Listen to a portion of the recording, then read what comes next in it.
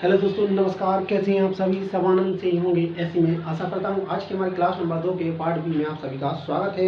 ये property loss की अगले कॉन्सेप्ट की क्लास है। इस कॉन्सेप्ट में हम कुछ नया जानेंगे। देखते हैं आज का हमारा प्रश्न क्या कह रहा है।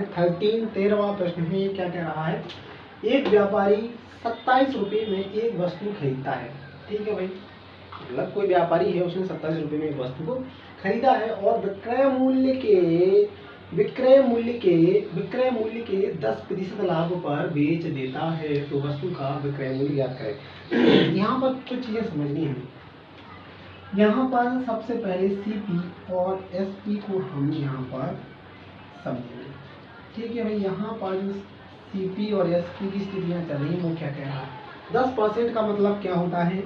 10% का मतलब क्या होता है? 1/10। ये मैंने आपको बताया था। ठीक है, यहाँ पर लाइन को समझना है। यहाँ पर बोला क्या जा रहा है? विक्रय मूल्य के 10% लाभ पर, विक्रय मूल्य के 10% लाभ पर 10% का मतलब होता है 1/10। मतलब उसका सेलिंग प्राइस है क्या?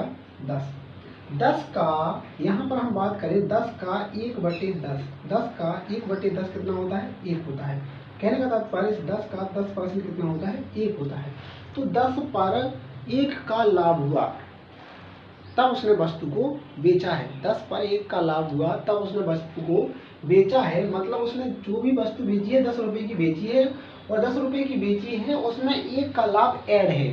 कहने का तात्पर्य हमने आपको कई बार बताया है कि जो यहाँ पर एसपी है, सेलिंग प्राइस है, विक्रय मूल्य है, इसमें हम देखते हैं कि यहाँ पर कॉस्ट प्राइस भी होगा, साथ में प्रॉफिट होगा, या फिर कॉस्ट प्राइस माइनस लॉस होगा। ठीक है भाई, यहाँ पर 2 कंडीशन बनती है, मैंने आपको बताया था।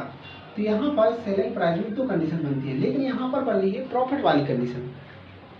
प्रॉफिट वाली कंडीशन बन रही है, तो यहाँ पर हमें एक चीज पता चल रही है कि प्रॉफिट कितने का हो रहा है? 1 का हो रहा है। ये सीधे ही यहाँ पर हमें पता चल रहा है। जब प्रॉफिट 10 में से 1 का प्रॉफिट हो रहा है, तो बाकी बचा हुआ क्या होगा? बाकी बचा हुआ कॉस्ट प्राइस होगा। जो बचा हुआ कितना भाग है? 9 रुपये। 9 रुपये क्या है? हमारी कॉस्ट प्राइस है। तो यहाँ पर हमें क्या लिख देना है? 9। क्या लिख देना है भाई? 9 हमारी क्या हो जाएगी? कॉस्ट प्राइस हो जाएगी। तो यहाँ पर पूछा क्या गया था? तो वस्तु का विक्रय मूल्य क्या है? तो यहाँ पर आप देखेंगे एक व्यापारी ने 27 रुपये में वस्तु को क्या करा था? खरीदा था। लेकिन यहाँ पे हमें पता चल रहा है कि हमने तो भाई 9 रुपये में खरीदा है। तो 9 की वैल्यू हो जाएगी 27। यहाँ पर 3 से 9 में 3 से मल्टीप्लाई करेंगे तब यहाँ पे 27 आएगा। तो बस यहाँ पे कुछ नहीं करना था। जो 10 है, 10 में आपको 3 से मल्टीप्लाई कर देना था। तो यहाँ पर कितना आ जाता? 30। और 30 आपका क्या आ जाता है? ये सेलिंग प्राइस आ जाता। क्या था भाई? सेलिंग प्राइस आपका आ जाती। ऑप्शन नंबर बी यहाँ पर सही हो जाएगा। ऑप्शन नंबर बी यहाँ पर आपका सही है। इस तरीके से आपको आंसर निकालना था। ठीक है, ओके। अगला प्रश्न है 14वां प्रश्न क्या कह रहा है? 14। राघव ने विक्रय मूल्य के 13/15 मूल्य पर विक्रय मूल्य के, यहाँ हर एक शब्द पे थोड़ा अच्छे से ध्यान देना है। यहाँ पर चर्चा केवल विक्रय मूल्य पर चल रही है। विक्रय मूल्य के 13/15 मूल्य पर एक स्कूटर खरीदा और विक्रय मूल्य से 12% अधिक मूल्य पर बेच दिया, तो उसका लाभ प्रतिशत क्या करें? तो यहाँ पर आप ध्यान देंगे क्या? यहाँ पर आप ध्यान देंगे कि यहाँ पर हम क्या करेंगे? लिखा हमने कॉस्ट प्राइस, फिर लिखा हमने क्या? Selling price. ठीक है भाई, ठीक है भाई। यहाँ पर 2 चीजें हमने यहाँ पर लिखी है, ये लिखी। अब यहाँ पर बोला क्या जा रहा है? विक्रय मूल्य के 13/15। तो मैंने आपको बताया था जब भी राशि बटे में जो होगी हमें उसे ही मान लेना है। 1 सेकंड के लिए मैंने विक्रय मूल्य मान लिया 15। 15 का 13/15, 15 का 13/15 कितना होता है? 13। ठीक है, तो मैंने विक्रय मूल्य कितना माना था? 15। तब हमारा क्रय मूल्य क्या हो जाएगा? 13 हो जाएगा। ये 13 कैसे हो जाएगा? 13 इसलिए हो जाएगा कि यहाँ पर क्या बोल रहा है? राघव ने विक्रय मूल्य के 13/15 मूल्य पर एक स्कूटर खरीदा। तो खरीदने वाली वैल्यू क्या हो जाएगी? 13 हो जाएगी हमारी खरीदने वाली वैल्यू। ठीक है भाई, यहाँ तक हम आ गए।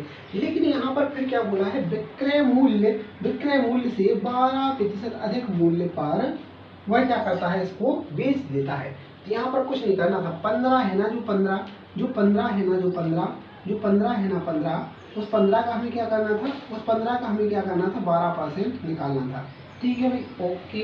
5 से यहाँ पे कट के गया, वरना आप कट मत करो, सीधे मल्टीप्लाई कर दो। 12 पंचे 60, हासिल आ गई 6, 12 और 6 18, 180। मतलब यहाँ पर जो यहाँ पर प्रॉफिट आएगा 1.8 आएगा। जो प्रॉफिट है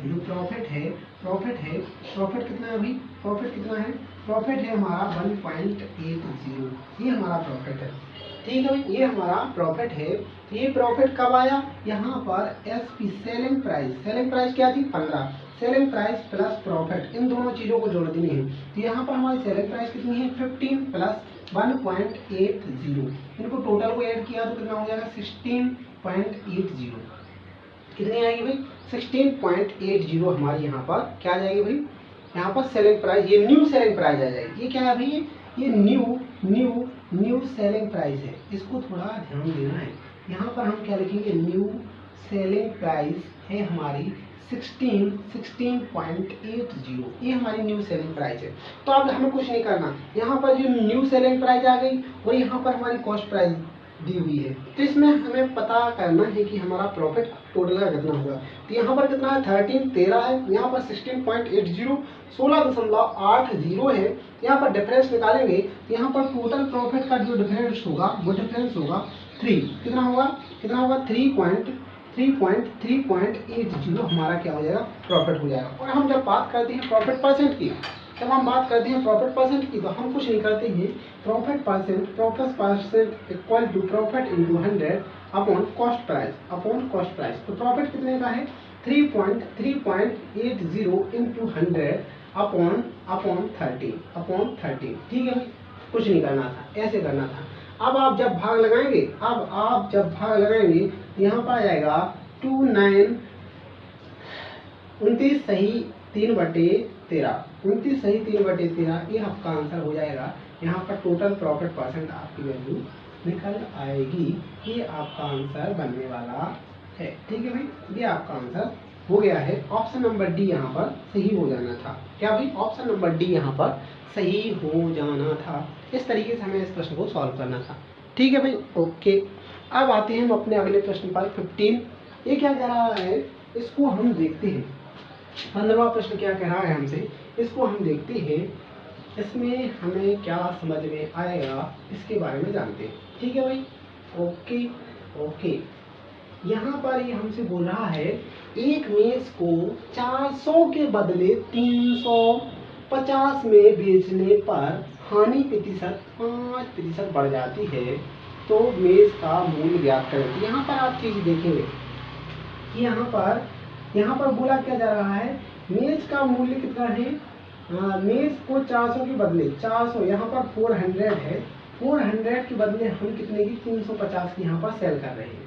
ठीक है भाई, तो टोटल यहाँ पर जो डिफरेंस देखने को मिलेगा, यहाँ पर आपको टोटल डिफरेंस देखने को मिलेगा। कितने का देखने को मिल रहा है? 50। मतलब 50 रुपये आप कम में बेच रहे हैं उस मेज को।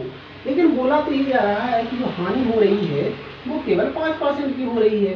जो 50 रुपये आप कम में बेच रहे हैं, 50 रुपये कम में बेच रहे हैं, तो वो हानि हो रही है 5%। तो कुछ नहीं करेंगे आप, 1% हानि कितने की हो जाएगी? 10 की। और 100% हानि, 100% कितना हो जाएगा? मतलब 1% हानि कितने की है? 10 रुपये के बराबर। तो 100% का मतलब कितना हो जाएगा यहाँ पर? 1000 रुपये। तो ये 100% क्या होता है? 100% होता है हमेशा सीपी। क्या होता है भाई? सीपी। क्या होता है भाई? सीपी कॉस्ट प्राइस होती है। तो यहाँ पर जो हमारी सीपी आ जाएगी, जो हमारी कॉस्ट प्राइस आ जाएगी, वो क्या हो जाएगी? यहाँ पर 100। क्या हो जाएगी? 1000। क्या हो जाएगी भाई? ये हमारी कॉस्ट प्राइस हो जाएगी कितनी? 1000 हो जाएगी। 1000 रुपये हमारी कॉस्ट प्राइस हो जाएगी।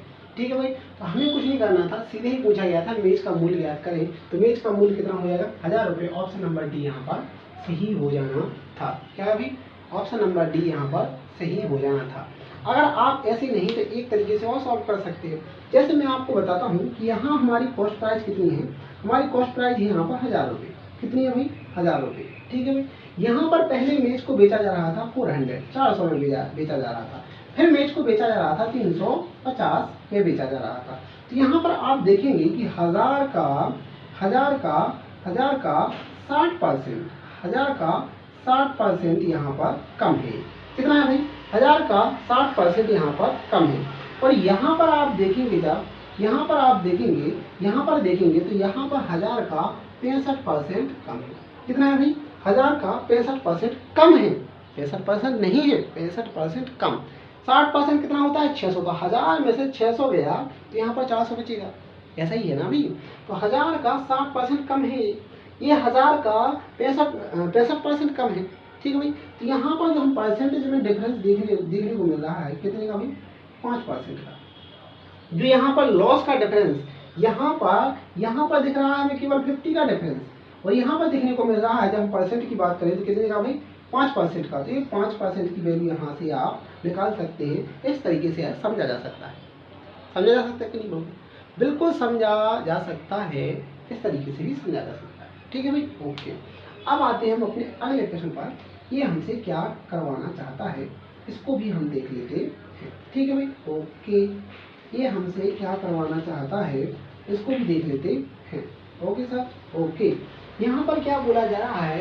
क्वेश्चन नंबर 16 क्या बोला जा रहा है? 16वां प्रश्न है, एक व्यक्ति अपनी वस्तु को 20% लाभ पर बेचना चाहता है। अच्छी बात है भाई, लेकिन वह इसे 480 में 20% हानि पर बेचता है, तो प्रारंभ में इसे किस मूल्य पर बेचना चाहता था? देखो भाई, पहले क्या बोला जा रहा है? एक व्यक्ति अपनी वस्तु को 20% लाभ, तो 20% का वैल्यू मैंने आपकी क्या बताई थी? 20% की होती है 1/5। ठीक है भाई? 1/5 होती है ना? होती कि नहीं होती? तो प्रॉफिट की बात की जाए तो क्या होता है? 5 से 6 हो जाती है वैल्यू, क्योंकि 5 का 20% कितना होता है? 1।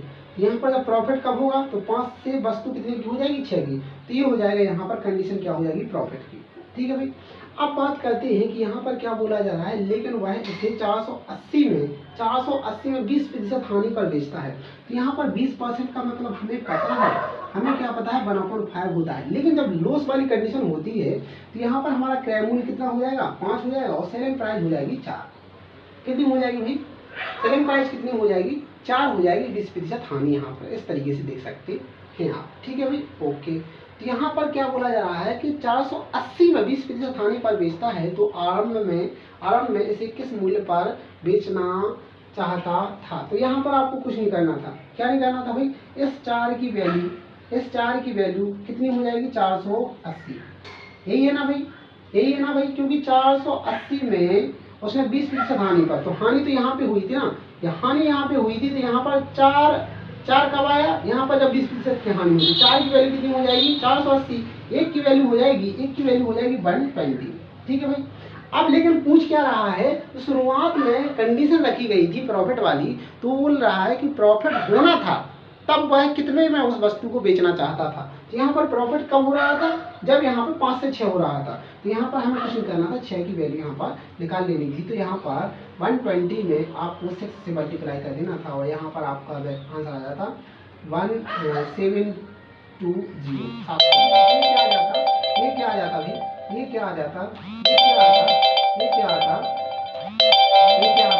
आपका आ जाता क्या भाई? ये आपका आंसर यहाँ पे आ जाता। ठीक है भाई? इस तरीके से यहाँ पर हमें सॉल्व करना था। यहाँ पर आप एक चीज और ध्यान दे सकते हैं, ऐसा ना करके ऑप्शन नंबर यहाँ पर ए सही हो जाएगा। ठीक है ना भाई? 720। ऐसा ना करके एक तरीका और था, उसको भी हम आपके समक्ष रख देते हैं। देखो वो क्या था, वो भी मैं आपको बता देता हूँ। देखो भाई, जैसा हम क्या करते, ऐसा करते हम कि यहाँ पर जब हम बात करते हैं किसकी भाई? लॉस की। तो लॉस में क्या हुआ था हमारा? 5 और 4 लॉस वाली कंडीशन ए है। ठीक है? लॉस वाली कंडीशन हमारी ये है। अब यहाँ पर हमारा क्या था? CPA था और SPA था। ठीक है भाई? ऐसा ही है ना भाई? ऐसा ही है बिल्कुल।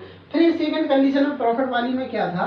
प्रॉफिट वाली में CP था हमारा 5 और SP था 6। ठीक है भाई? CP था 5, हमारा SP था 6। तो हमें कुछ नहीं करना था, आप ऐसा कर सकते थे 4 5 6।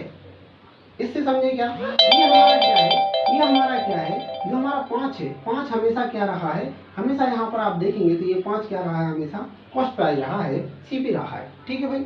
अब ये कौन सा था? ये था हमारा शुरुआती एसपी सेलिंग प्राइस, शुरुआती सेलिंग प्राइस थी, और ये था न्यू सेलिंग प्राइस। ये कौन सी है भाई? न्यू सेलिंग प्राइस है। ये हमसे बोला जा रहा है कौन सी न्यू सेलिंग प्राइस को बोल रहा था कि जो पहले जो लाभ हो रहा था, जो पहले लाभ हो रहा था, अगर उस पर आप बेच रहा है या उस पर बेचेगा तो यहाँ पर क्या राशि होगी? यहाँ पर कुछ नहीं करना था, इस 4 की वैल्यू हो जाती 480, ठीक है भाई, 1 की वैल्यू हो जाती 120 और 6 की वैल्यू हो जाती 720। इस तरीके से भी आप आंसर निकाल सकते थे, रेशो के माध्यम से आप अपना आंसर निकाल सकते थे। ऑप्शन नंबर यहाँ पर ए सही हो जाना था 720, ठीक है भाई। तो ये तो बहुत ही साधारण सा कॉन्सेप्ट है, इसमें ज़्यादा दिक्कत आपको नहीं आनी चाहिए, ऐसा मैं समझता हूँ, ठीक है भाई। तो यहाँ तक के कॉन्सेप्ट को विराम देते हैं, फिर मिलते हैं कल और नए प्रश्नों के साथ आपके समक्ष जुड़ते हैं। तो धन्यवाद, जय श्री राधे कृष्णा।